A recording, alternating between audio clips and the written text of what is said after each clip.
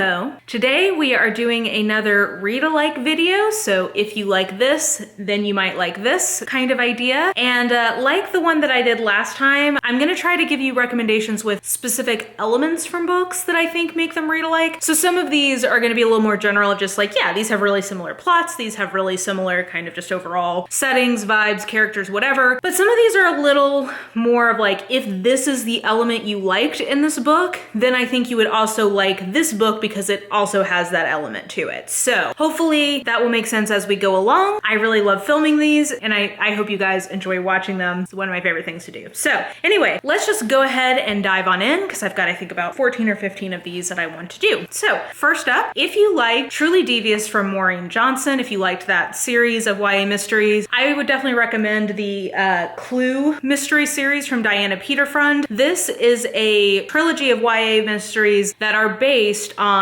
the Clue property, like the board game Cluedo, I think is what it's called in the UK. So it's got this sort of like light, fun, campy element to it mixed in, which is something I really like. But I have to tell you, the third book has not yet come out, so we've only got the first two. But so far, I think that this is a much more satisfying version of a trilogy for a YA mystery than Truly Devious was. In my opinion, Truly Devious would have been much better served if it had been either a duology or just honestly even just a standalone. I felt like there was a lot of filler in the overall story and that the individual books didn't really stand up on their own. This is much more episodic, so each of the first two books really kind of have mysteries and stories unto themselves. The first one more than the second one. The second one is a little bit of a bridging book, but I do think that they just work better as individual stories, and I frankly just think the quality of these so far has been better than what we got in Truly Devious. So if you liked that series or like me were a little let down by it, I would recommend giving this one a try, and it's a fun, light version of a YA mystery at an elite boarding school. What could go wrong? Next, I wanted to mention that if you liked The Great Influenza by John M. Barry, which has kind of resurged in 2020 because of the quarantine/pandemic we found ourselves in, if you enjoyed this bit of a nonfiction about kind of the history of science, I would recommend The Age of Wonder by,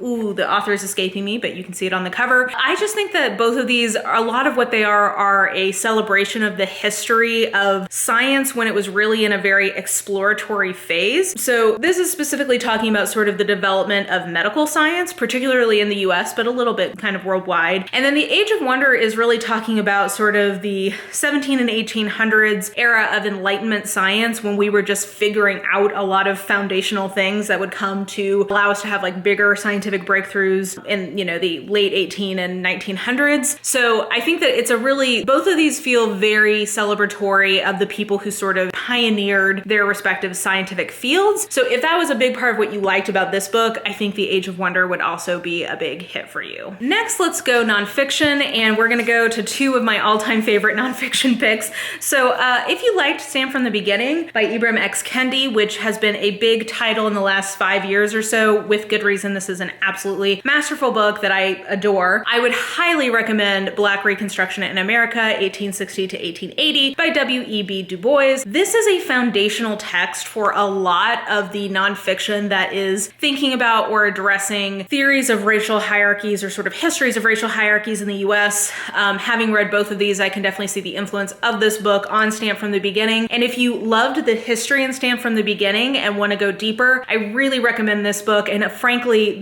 I put these both in the same category of these are books I would recommend to just about anybody to read. I think that they are both wonderful as nonfiction works unto themselves, but also the content of both of these is absolutely fantastic. So if you liked this and you want to keep that energy going, go back to a classic of nonfiction from our good pal W.E.B. Du Bois, and I will certainly be reading more from W.E.B. Du Bois.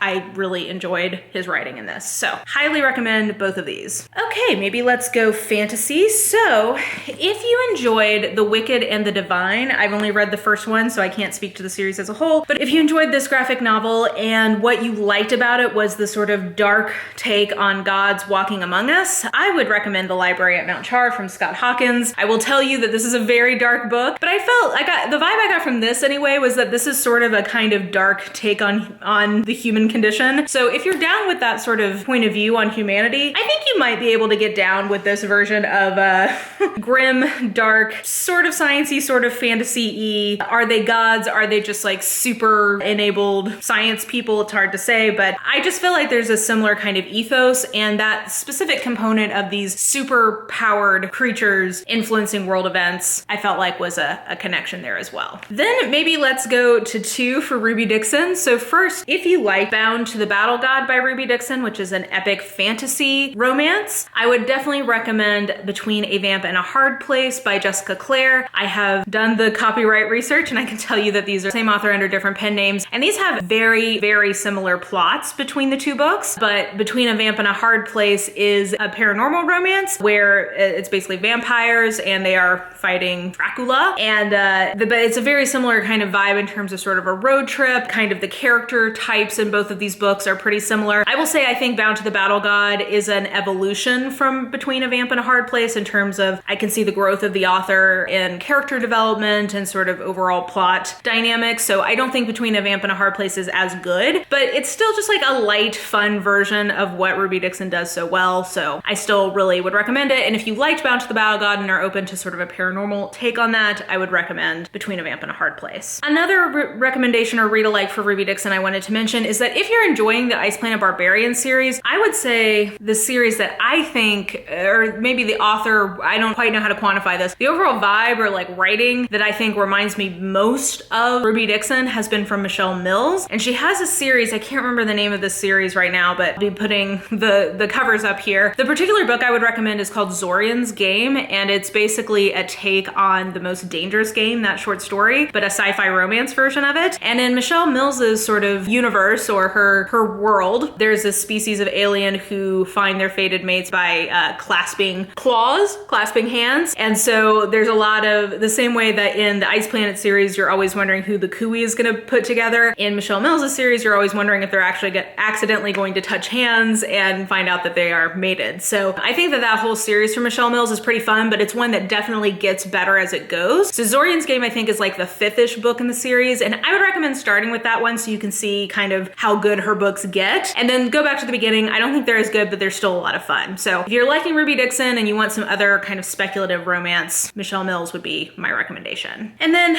let's go with a specific element recommendation. So if you like A Darker Shade of Magic by V.E. Schwab, and what you really enjoyed in that were all of the sort of pirate or sea hijinks that we get specifically in the second book, I think that you should definitely give A Bright and Breaking Sea from Chloe Neal a try. Now, this is an ongoing series and I've only read the first one because it's the only one that's out, but I definitely think that there are a lot of parallels in terms of sort of the overall vibe or sort of rompy adventuresomeness of the sea components of both of these series slash books. And we get, in my opinion, a much improved version of a sort of lady pirate or lady captain in The Bright and Breaking Sea. I personally very much preferred that book and kind of where that series is going as compared to A Darker Shade of Magic. But I think if you liked A Darker Shade of Magic and you're still jonesing for that specific part of it, or you liked that vibe, I think The Bright and Breaking Sea is definitely worth giving a try. Okay, next, this was a hard one because I really wanted to find a recommendation for Ring Shout, which is one of my favorite books of the year. And it was hard for me to think like, what would I recommend to somebody who loved this, who wanted to read more like it? I couldn't quite come up with something I think is one-to-one, but a book that I think has a lot of similarities in terms of sort of the place where the authors are coming from, and specifically a monster hunting component. I thought that Trail of Lightning by Rebecca Roanhorse would be worth trying if you liked Ring Shout. They are different books, but I think they have some similar sort of sensibilities in terms of critiquing American imperialism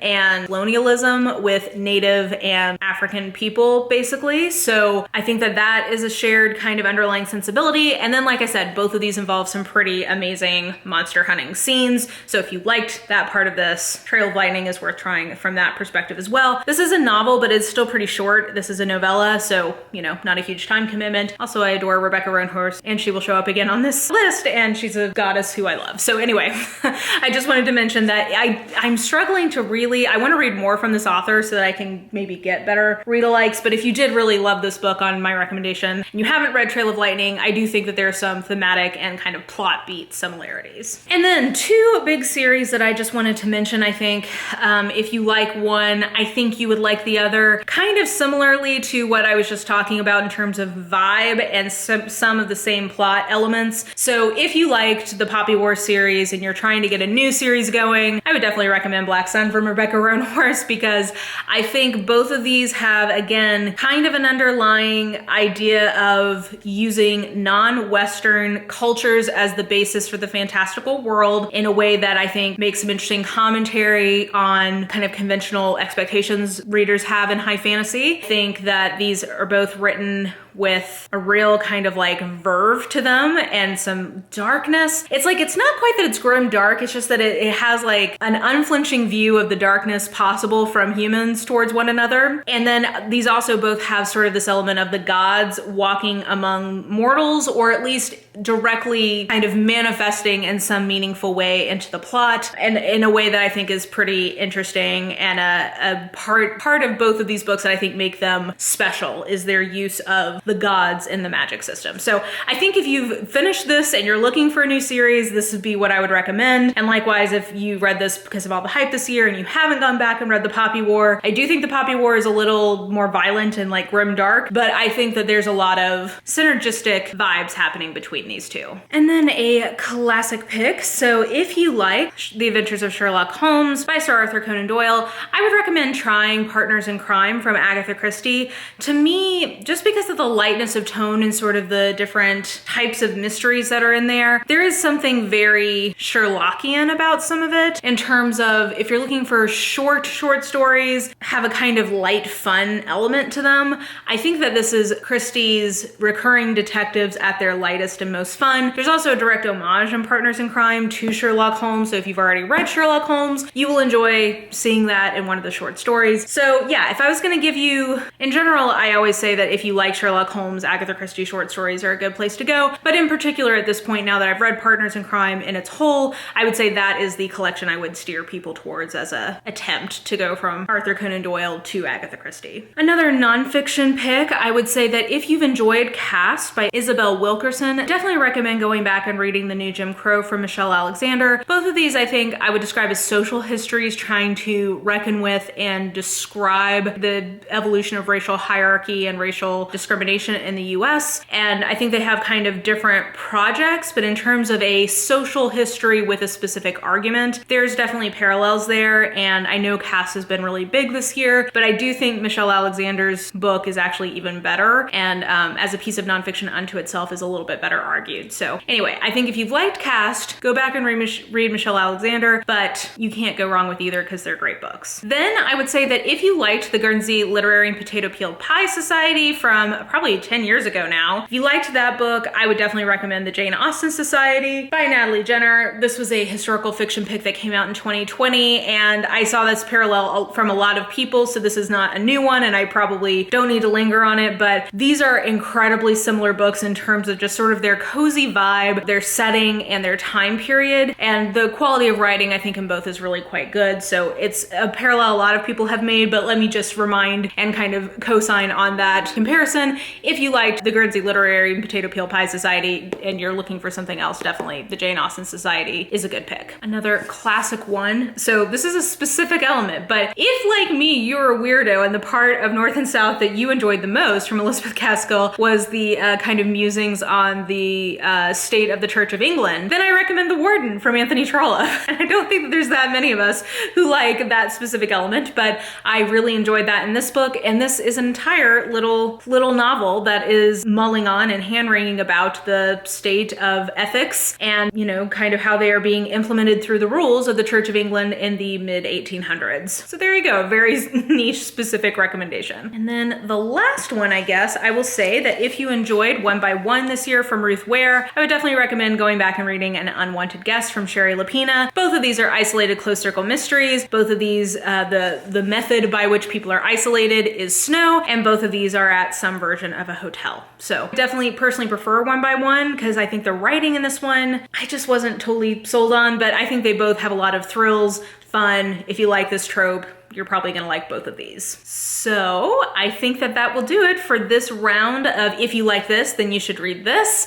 Definitely let me know what you think of any of the recommendations that I made, if you've read both of them, or if you have thoughts about kind of the elements that I've picked out of a given book. Let me know that in the comments down below, or if you have any other read-alike titles you would suggest based on the ones I talked about today. And yeah, I think that that will do it for me for now. So if you enjoyed this video, please like, subscribe, follow me on the social medias if you are so inclined. I have all that information listed in the description box below, and I think that that will do it. I hope you are having an absolutely lovely day today, and I will just talk to you soon. Bye!